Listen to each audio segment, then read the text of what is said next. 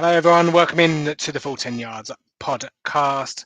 Second division of our Whistle Stop Tour as we try and win you some cash going into the 2024 season. First podcast was on the NFC North. Go and check that out in the feeds. You can follow us at Full 10 Yards on the X. And don't forget, full10yards.co.uk, brand spanking new look, brand spanking new feel, some nice little logos that Josh has been putting up.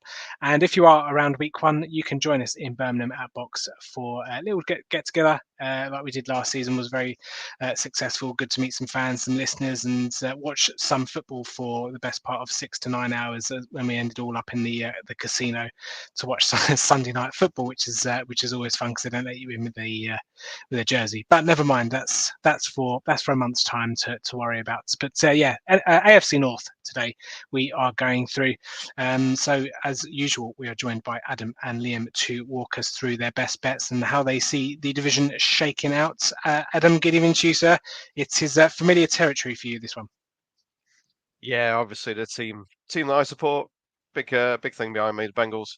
Obviously a couple of down years for them, but hopefully fully fit for this season. We will see. I'm sure Joe Burrow will, I don't know, lose a foot or something somehow in a freak e-scooter accident or something a week before the season. It seems to be what he goes for. So if we can get into the season fully healthy, I'll be very happy. But yeah, obviously I do like this division. It is probably the best division in the league as well. So it's always a good one to talk about. Maybe 10 years ago it was, not anymore. Most competitive then. Maybe 10 years ago. No joking. It is. Liam, well, obviously Liam doesn't know what competitive divisions look like because he lives in the AFC West. But Liam, good evening to you, sir. Hello. I've written on my notes as well, best division in football to start off with. Then Adam comes out with that, and Tim shoots it down immediately. So now I feel like my notes they're redundant now. This is a terrible division. We're all about the NFC. No. See, I didn't. That's twisting my words. That's Daily Express stuff. That is like I didn't say it was a crap division. I just said it's probably not the most competitive. I think the NFC North is probably more competitive than. Nah. You need to listen to our podcast from last week. Yeah, no, I'm joking. I was just seeing if I was seeing how many bites. I got 2 bites there. Anyway, let's move on. Let's move swiftly on to the AFC North. Obviously, last season injuries kind of laid an easy path there to the Ravens divisional title. 13-4 they finished. Browns 11-6 under the tutelage of Kevin Stefanski, who found himself somehow head coach of the year when that should have been really Dan Campbell, let's be honest. Steelers, as they always do, had a winning record. Not sure how they did it last season, getting to 10-7, but they did, and they made the playoffs. Bengals bringing up the rear at 9-8. All teams having a winning record. That doesn't really happen too often. So coming to 2024 then, fellas, let's see if I can get me things up here. AFC North, bosh. Let's see what the bookies make the state of play this year. Ravens still 7-5 favourites to win division again. Bengals 7-4, Browns 6-1. Steelers are 9-1. Win totals there 10.5 for both of the Ravens and the Bengals, and 8.5 for both the Browns and the Steelers to make the playoffs. Again, more symmetry. Ravens and Bengals 2-5, Browns 13-8, Steelers 2-1. So we'll start off then, fellas. Where should we start here? I found it quite interesting actually in this division that the Ravens and Bengals have the same win totals, and obviously making the playoffs. The odds to make the playoffs the same, but the divisional odds are a bit different. But Adam, what were your thoughts on the division from a betting perspective? Yeah, I'll be honest. I trust the Ravens more to hit that win total than I do for the Bengals because, again, health. The Bengals don't ever seem to be able to get a fully healthy season, whereas the Ravens. Well, to be fair, the Ravens don't either, but they do make it through. I think the style that they play, they adapt better to it, and their defense is incredible. Frankly, obviously the pickup of Roquan Smith last year was huge for them, and I think it was last year in year. He was amazing, and he solidified that linebacker core, and they went from strength to strength at the end of the season. So I think for me, they're rightly the favourites for the division again. I'm happy to see my Bengals there, and as I say, if we can get Burrow into the season fine, healthy, and on firing all cylinders instead of us taking the first 6 weeks of the season to get going, then I think they should be all right. We are playing the Patriots in week 1, so I'm hoping for not a repeat of last year where I think I gave up after about an hour of Sean giving me abused for the first hour of that game. I went and played darts and sat and watched different games with you two last year. So yeah, fingers crossed it will be a little bit of a better experience in week one for me this year. And then, as you said, like the Steelers will have a winning record. They always do. And they might have competent quarterback play for the first time in a few years.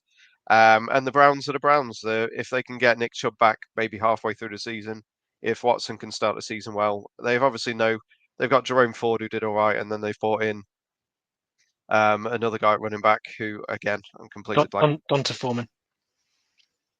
Yeah, so we will see. I think they'll be able to run the ball because they always seem to. So yeah, we'll see how they do. But yeah, I think the odds are in the right order, to be honest, for the division. Yeah, no, absolutely. I say it's funny. Obviously, you've explained it why the Ravens are 7-5 and the Bengals are 7-4, yet having the same win total and make the playoffs. You've said it perfectly there. There are quite a lot of moving parts in this division. Let's start with the Ravens. Obviously, Derrick Henry's in. Who's going to be the absolute hammer, and it's going to be interesting to see how many yards and how many rushing touchdown he gets behind there.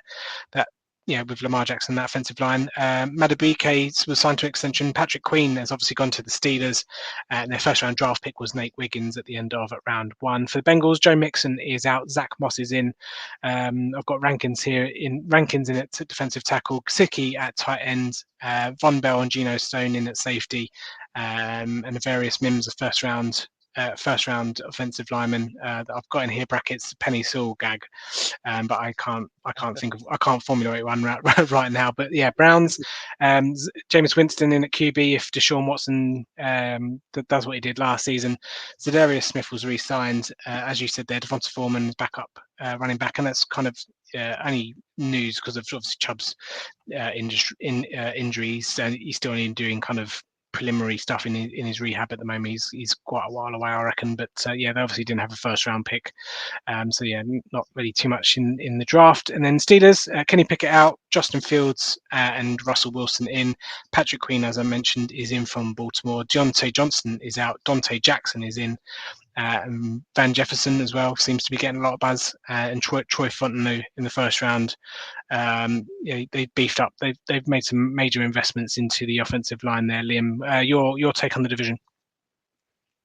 Yeah, best division in football. Like we saw last year, all the teams with a winning record. I don't know if that happened quite again this year, but I think it's a very, very strong division. I think we could see multiple playoff teams as well from this division. We were debating earlier on a different podcast about could you sneak 3 in from this division with how good some of the rosters are. There's an argument for it, but very, very strong division. I'm with Adam that the odds are probably about fair when you look at the teams. Very strong division.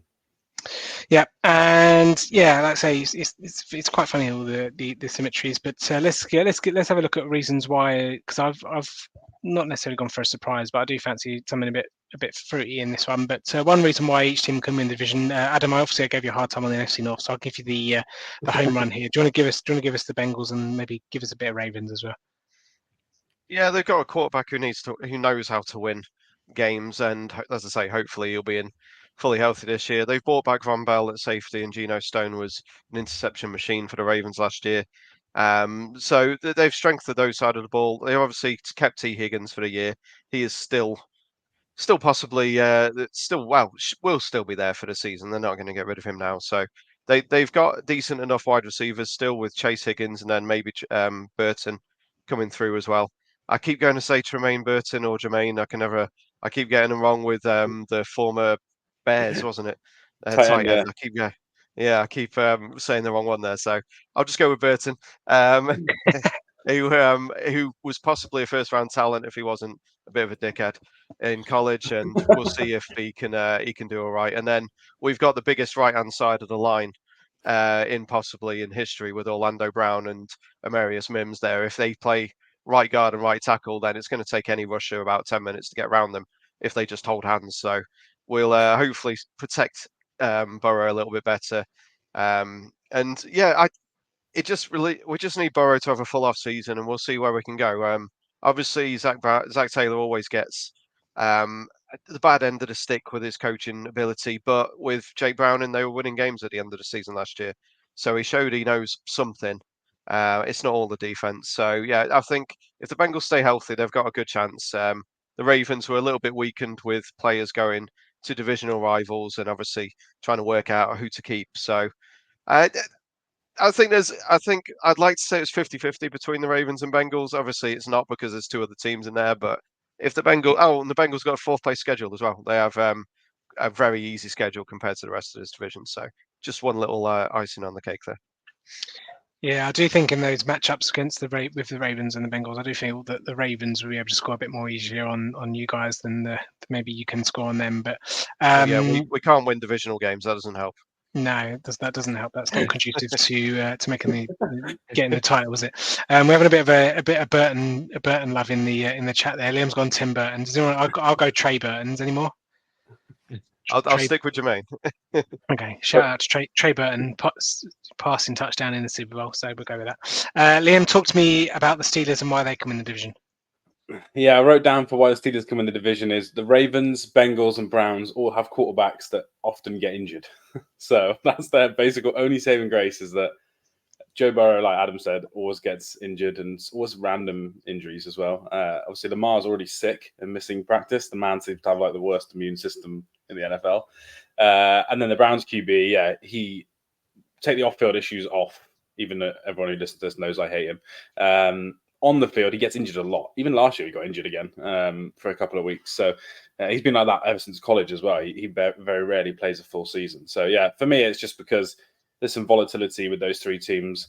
Bengals defense, I don't think is as good as it has been in the past. Browns offensive line already injured at both tackle spots. And yeah, the Ravens is probably all on Lamar if he gets hurt or not. So yeah, the Steelers have got a chance just because they're normally quite consistent and they don't let those huge injuries even matter. They seem to, with Tomlin, be able to kind of ride those injuries. So that's why they can win it. But they will not be my pick when we get to that in a minute. But yeah, that's why I think they've got some form of percent of a chance. Well, yeah, I mean they're in the division, so that therefore they must have a non-zero chance to win the division. Browns obviously is a bit difficult. It's a bit of a leap of faith, isn't it? You've got to have a full healthy season for Deshaun Watson. He's got to somehow find his form from however many years ago it was when he was at the Texans and throwing some absolute dimes. But no one. The vibes on him are not great. No one really likes him. Obviously, is off field stuff. But if he can put it all together, obviously they've brought in Joey Judy as well. So I do actually think you'll see a bit more of a pass-centric offense. Obviously, no Nick Chubb will kind of lend itself to doing that anyway. But they might surprise a few people with how they've got some decent weapons catching the ball. David Njoku and Amari Cooper showed with however many quarterbacks they had last season that they can catch the ball and get something after the catch. So. And defense is the defense. They're bruisers, and then any team with Myles Garrett on the defense always got a chance for a strip sack or a fumble and take it to the house the other way. So when you've got players like that can flip games and can flip game scripts, you're always going to have a chance. And like I say, not to do a pun, but obviously they're dog fights and not dog fights. So yeah, like I say, I actually I think they might surprise a few teams this season if Deshaun Watson can stay healthy and then can actually remember how to play quarterback. So there is that. Okay, then, fellas, best bets for the division. Liam, I'll stop you. I've got two. One of them is the exact order, so I'll do that one in a bit. But my other best bet is Bengals to win the division, basically. Sixth easiest schedule in the entire NFL. All the other teams in this division have like a bottom five schedule. Obviously, they play each other, so they're always hard games. But like Adam says, fourth place schedule with the teams they're playing. The schedule's too good for them. For them not to win the division. Even if they don't win division games, I think their out of division games are so easy that they'll win the majority of those for me. So yeah, I've got them to win the division, but I do think it'll probably go down to the last couple of weeks of the season. Yeah, is there any love for Jamar Chase most receiving touchdowns at 10-1? He's got to turn up yet. He's not practiced yet. That's true. Of course, he'll be there. He'll be there. He'll be there week one. Adam? I not one that I'd bet on, but I did see that Chase was only 25 yards off Tyreek Hill on top of at the top of the receiving yards list. So I wouldn't be going for over 1350 personally. It's just a high line, which I don't really like. I was looking at Derrick Henry over 975. rushing yards for the Ravens. I was looking at his touchdowns. It's 10.5. It's a little bit too high for me, but I think he's going to be.